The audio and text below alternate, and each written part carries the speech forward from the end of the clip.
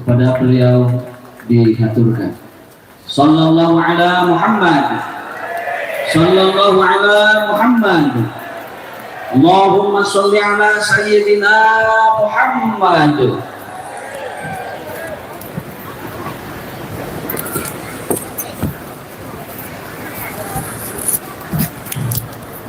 Terus ya, juga.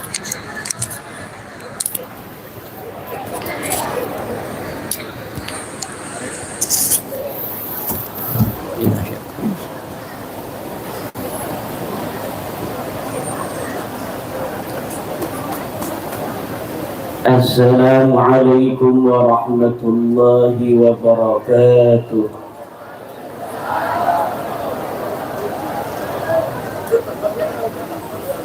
Alhamdulillahil malikil hakim, al-jawadil karimil azizir rahim,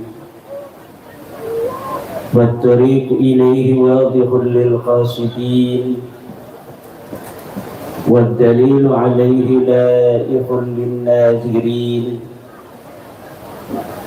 والصلاة والسلام على سيدنا محمد وعلى آله وأصحابه الطيبين الطاهرين يا حي يا قيوم يا حنان يا منان يا ديان يا سلطان يا ذا الجلال والإكرام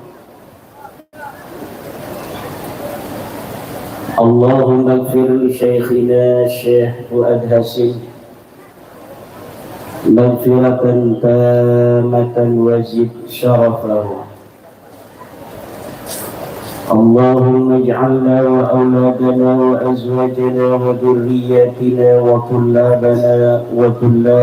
وطلابنا من أوليائك المقربين والعلماء العاملين الراسخين العابدين الزاهدين المتواضعين المفتوحين المرزوقين المحبوبين المجاهدين الطاهرين أما بعد فيا أصحاب الفضائل حضرات المكرمين keluarga besar Pondok Pesantren Buntet, para kiai, para pengasuh Pondok Pesantren lingkungan keluarga besar Pondok Pesantren Buntet, wabil khusus para ulama andal kiram yang hadir pada malam hari ini, Wakil Presiden Republik Indonesia 2019-2024 Syekh Profesor Dr. Kiai Haji Ma'ruf Amin, keluarga besar Al-Maghfurlah Ayahanda Waliyillah Kiai Haji Fuad Hashim rahimahullahu wa radiyallahu anhu, wabil khusus Gus Abbas dan Gus Faris serta para anak-anak beliau yang lain yang saya belum hafal. Mudah-mudahan semuanya dalam keberkahan dari Allah Subhanahu wa ta'ala. Anak cucu beliau mudah-mudahan Allah jadikan para ulama dan pemimpin-pemimpin agama dan negara. Amin. Kiai Haji Yusuf Mubarak, Sayyid Zulfikar Basyaiban, Kiai Haji Alawi Al-Bantani, Dr. Maman Imanul Haq. Dan pada malam hari ini para bapak, para ibu hadir se-Indonesia, ketua-ketua perjuangan Wali Songo Indonesia tingkat provinsi. Ada ketua PWI LS dari Banten, Kiai Haji Zainuddin, ada ketua PWI dari Jawa Barat Kiai Haji Aceh Abdul Mujib, ada ketua PWI Provinsi Jawa Tengah merangkap sebagai wakil ketua PWNU Jateng Kiai Haji Mubarak, ada dari Jawa Timur, ada dari Lampung, ada dari Jambi, ada dari Sumatera Selatan. Ini PWI Perjuangan Wali Songo Indonesia yang diketuai oleh putra dari Ayahanda Kiai Haji Fuad Hasyim. Ini sudah hampir setengah Indonesia, padahal umurnya baru 1 tahun. Umurnya mbeke setahun tapi wis setengah Indonesia. Kayaknya lamun umurnya 2 tahun PWI ini se-Indonesia. Umurnya 3 tahun bisa sedunia. Mugia pada haul pertama PWI LS ulang tahun ini yang dibarengkan dengan haul seorang tokoh besar Nahdlatul Ulama Indonesia Kiai Haji Fuad Hasyim, mudah-mudahan menambah keberkahan PWI LS untuk agama, negara, dan bangsa.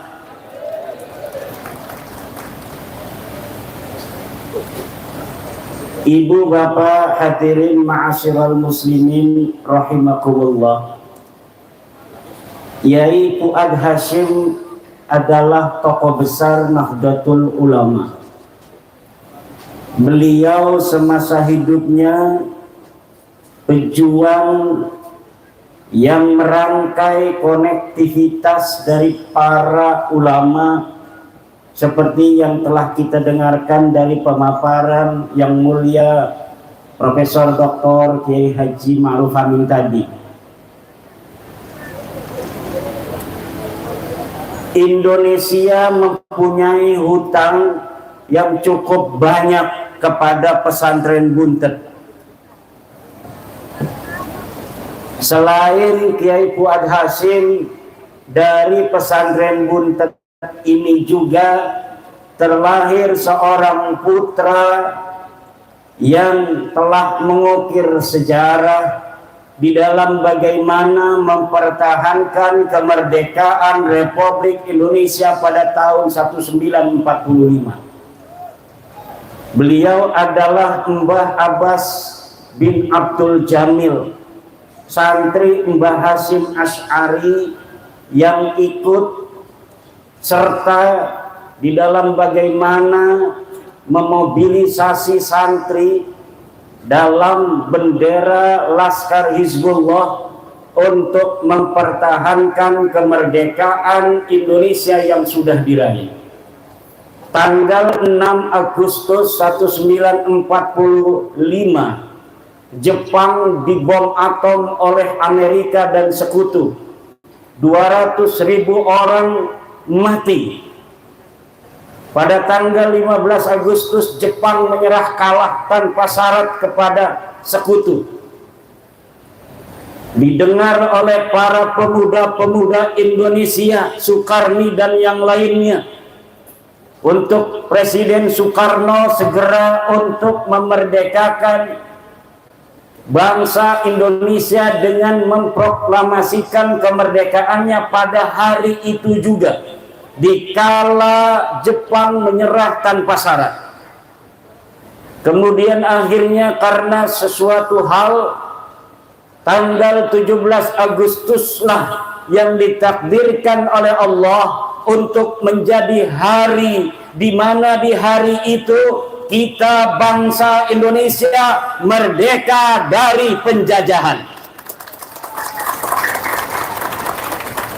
Tapi saudara-saudara, dasar penjajah, mereka ingin merebut kembali Indonesia yang sudah menyatakan kemerdekaannya pada tanggal 17 Agustus. Mbah Hasim kemudian membuat fatwa tanggal 14 September bahwa kewajiban bangsa Indonesia terutama umat Islam adalah jihad mempertahankan kemerdekaan yang telah diraih. Itu tanggal 14 September ketika sekutu belum datang. Kemudian Mbah Hasim mendengar bahwa sekutu mau datang kembali. Datanglah sekutu pada tanggal 20 Oktober. 20 Oktober sekutu datang. Ada yang di Tanjung Priuk, ada yang di Tanjung Pinang, Surabaya. Kemudian 22 Oktober pengurus besar Nahdlatul Ulama PBNU menggagas adanya resolusi jihad yang diambil dari Saripati fatwa Mbah Hasim pada tanggal 14 September itu. Untuk apa? Hifdul maujud aula min tahsilil mafqud. Menjaga kemerdekaan Indonesia yang telah ada. Ini adalah kewajiban untuk seluruh bangsa, terutama di mana sekutu itu datang, maka jarak 85 km atau pada waktu itu ditentukan 94 km oleh Mbah Hasim, maka wajib bagi bangsa Indonesia untuk mempertahankan negara dan kemerdekaannya. Maka meletuslah perang Surabaya pada tanggal 10 November 1945 dari berbagai macam elemen bangsa, dari pemuda, dari nasionalis, dari petani, dari buruh, dari tentara, dari polisi, dan dari santri, kemudian dipanglimai oleh Mbah Abbas bin Abdul Jamil.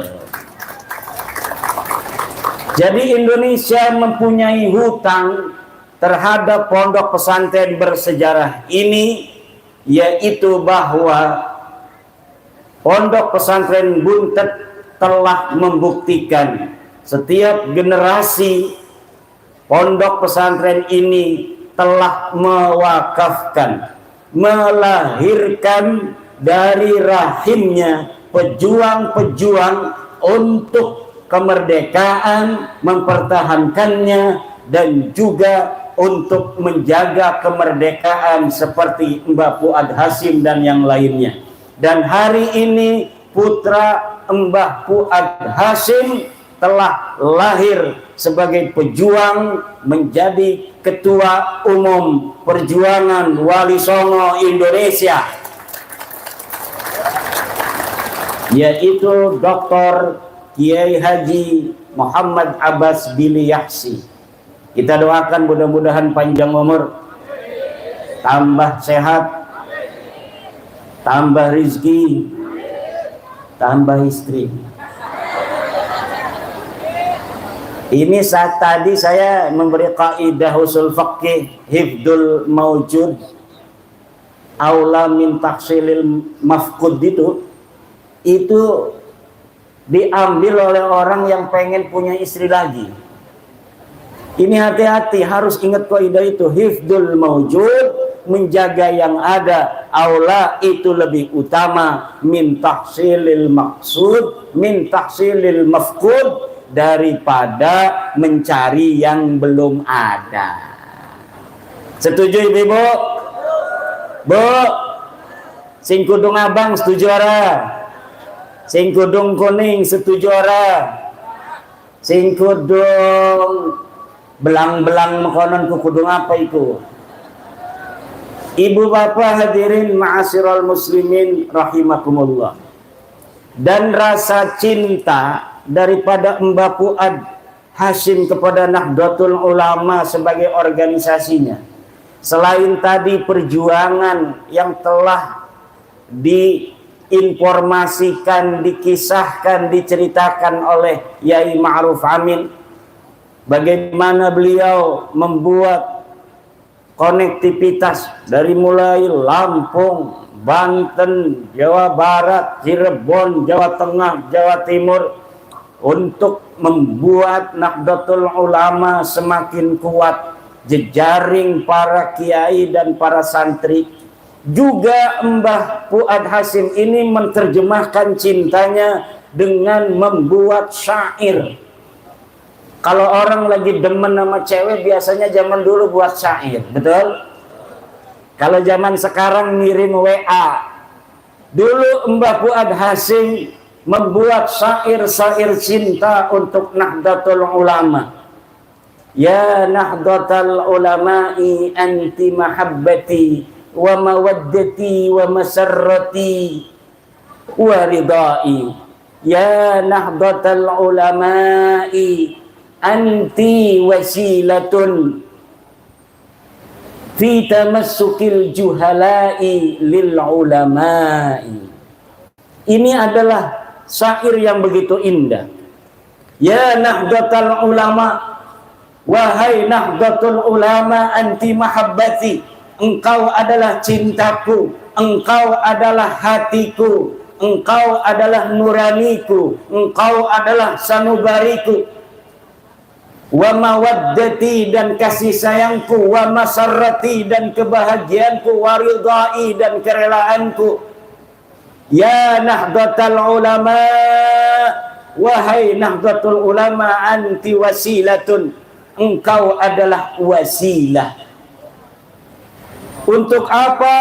Fi tamassukil juhala'i lil ulama, untuk konektivitas orang-orang awam terhadap para kiai.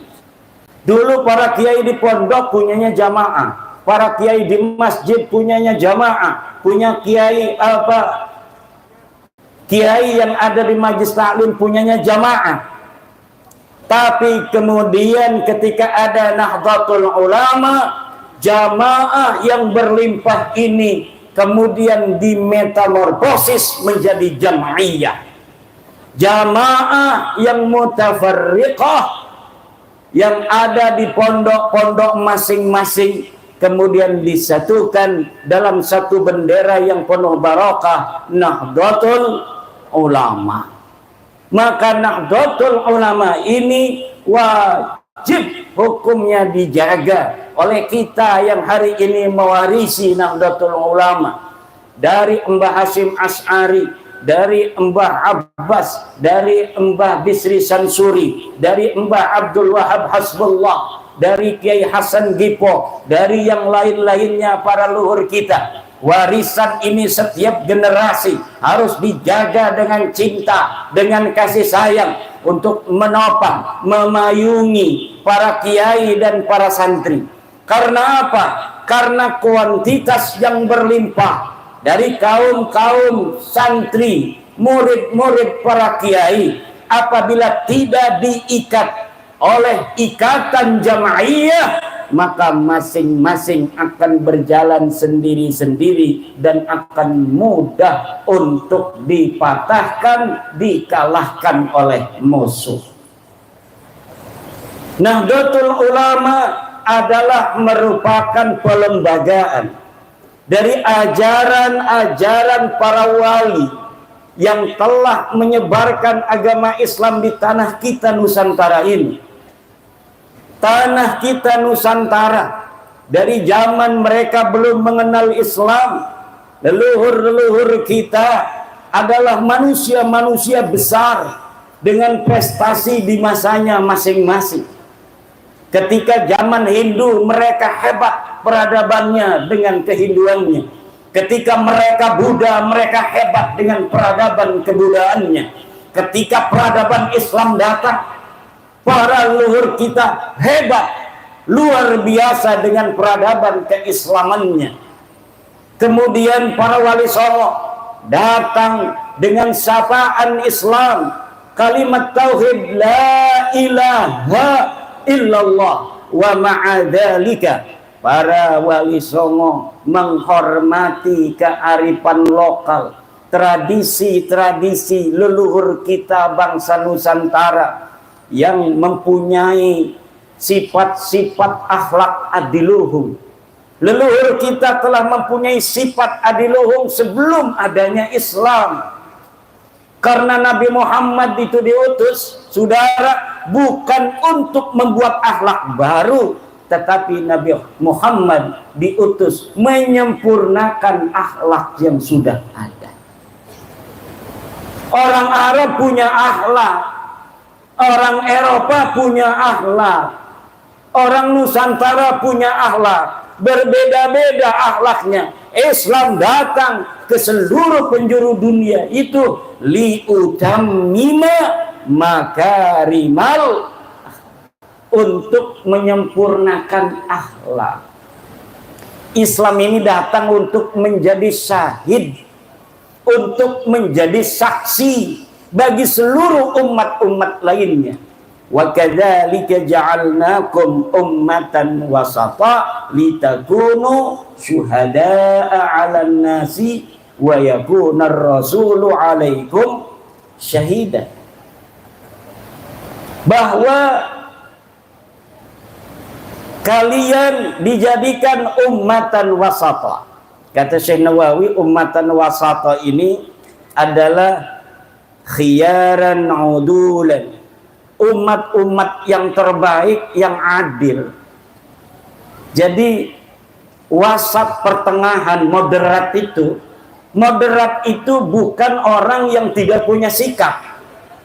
Ada orang yang bicara tentang tawassut wasatiyah, katanya wasatiyah itu tidak memihak sana, tidak memihak sini. Itu bukan tawassut, itu bukan wasatiyah, tetapi itu namanya tidak punya prinsip. Understand? Coba lihat masa-masa lalu.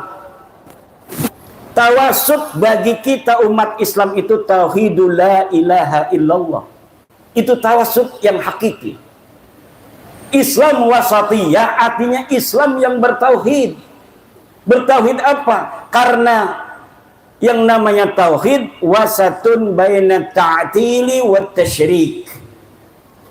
Yang namanya tauhid bertuhan satu itu adalah wasatun, pertengahan baina ta'til, antara tidak bertuhan ateis wa tasyrik, dan bertuhan banyak. Lihat di dalam kitab Marah Labid, tafsir munirnya Syekh Nawawi At-Tanara Al-Bantani. Bagaimana kita memahami ummatan wasata? Bagaimana kita memahami tawassut? Tawassut itu, Islam itu tawassut. Kenapa? Karena orang Yahudi menjadikan Allah mempunyai sifat-sifat manusia. Kata orang Yahudi, Allah itu yadullahi maghlulah. Allah itu pelit, katanya.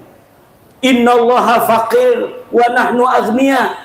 Allah itu miskin, kamilah orang-orang yang kaya. Sedangkan orang-orang Kristen mensifati manusia dengan sifat-sifat Tuhan. Kalau Yahudi mensifati Allah dengan sifat-sifat manusia, orang Kristen mensifati manusia dengan sifat-sifat Tuhan. Ja'al Islamu wasatan bainahuma. Islam datang pertengahan antara keduanya, bahwa laisa kamitslihi syai'un. Allah tidak mempunyai sepadan apapun. Allah tidak seperti apa yang dikatakan Yahudi. Umat Islam wasat bainal Yahudi wa wasat bainan Nasara.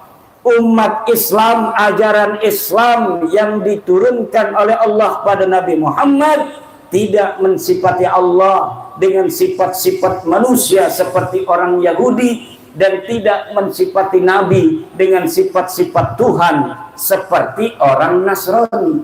Itu namanya wasat.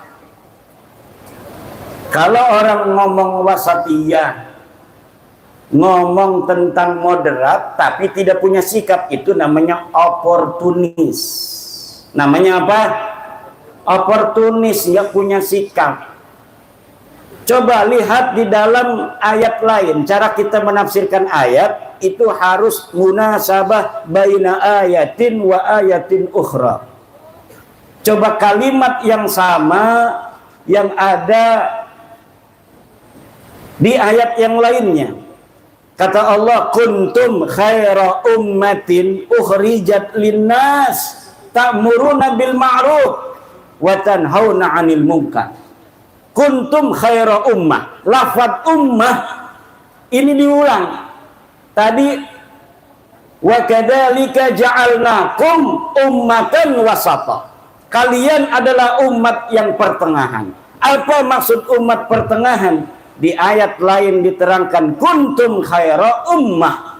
Kalian adalah sebaik-baiknya ummah. Maka oleh Syekh Nawawi Tanara, ummatan wasata ditafsiri khiyaran udulan.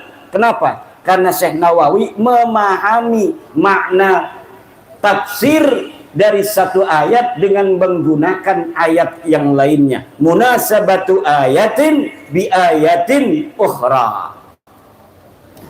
Apa cirinya kuntum khaira ummah? Umat yang terbaik itu ta'muruna bil ma'ruf. Yang pertama adalah berani berkata tentang kebajikan, memerintahkan orang untuk berbuat baik. Kemudian wa tanhauna 'anil munkar, dan berani untuk mencegah kemungkaran. Kalau sudah jelas mungkar dan kema'rufan, maka tidak ada wasatiyah, kita tidak mahak sana, kita tidak mihak sini. Kita harus memihak mana yang 'alal haq dan mana yang 'alal batil. Wala talbisul haqqa bil batili wa taktumul haqqa wa antum ta'lamun. Jangan engkau selirukan antara hak yang batil dan yang batil, dan engkau sembunyikan kebenaran wa antum ta'lamun, padahal kalian itu mengetahui. Ini masuknya kepada dosa al-i'anah 'alal ma'asi. Berbuat atau diam terhadap kebatilan itu kemudian dianggap oleh orang lain tidak mencegah, itu masuk dalam kategori al-i'anah 'alal ma'asi. Wa ta'awanu 'alal birri wat taqwa wa la ta'awanu 'alal ismi wal 'udwan. Hadirin ma'asyiral muslimin rahimakumullah. Sedikit lagi, ini saya tadi habis jarah dari Mbah Fuad Hasim, jalan dari pesantrennya Yai Abbas, nggak pernah olahraga, keringet ngucur. Kata saya dekat, karena saya sejak tahun 2011 ini sudah sering jarah, ngumpet-ngumpet. Jadi saya jarah ke Mbah Abbas, ke kiai-kiai buntet, semuanya ini ke Mbah Fuad tanpa ada yang tahu. Kadang bawa istri yang ini, kadang juga nggak bawa istri.